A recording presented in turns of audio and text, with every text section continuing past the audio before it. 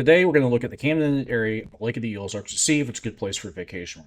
As always, I like to show you the numbers for the averages for the entire lake as a whole, to see how it changes once we apply the filter to just that little area we were just looking at. So let's go ahead and do that. You can note what we see here. And we go to Camdenton waterfront, and we take a little bit of a dip down. And I gotta say that surprised me at first. So why is that? Let's start digging in. Let's take a look at our listings and note that there are 164 active listings here. And let's note this breakout here and take a look at the overall lake average to see if there are any outliers. And this all looks pretty similar to the rest of the lake. So it's not that there's a disproportionate amount of 1 or 2 bedrooms as opposed to 5 bedrooms that pull down the average. So it's got to be something else. Let me pull up the purple dots again here real quick. The first thing I notice here is you got some clumps. Clumps. Can you guess what those are? Probably condos. So let's go ahead and filter this down to just the condos to see if I'm right on that. Do by apartment, and that will filter it. And yep, sure enough, we got some condos. And how many condos are there? 83. So about half of the overall listings are condos in this little area. And how do our condo numbers look versus our lake average? And again, we see the expected drop when you're dealing with condos.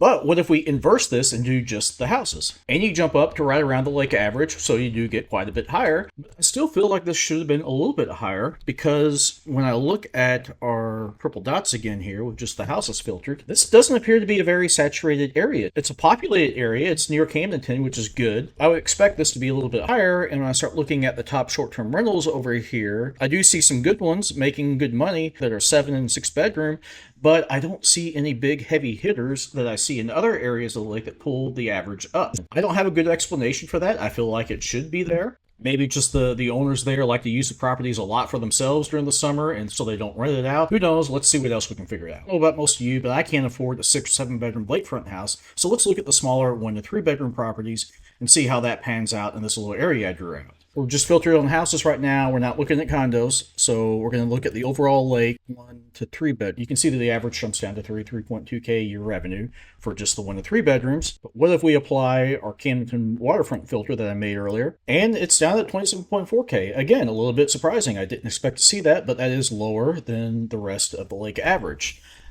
Let's go ahead and look at our top short-term rentals with this filter on. And I do see some pretty average to above average numbers here at the top, but it does tend to go down pretty quickly to the 20 to 25K range. I don't see a lot of properties, a lot of days available here, so it doesn't look like people are renting these things year-round for the most part.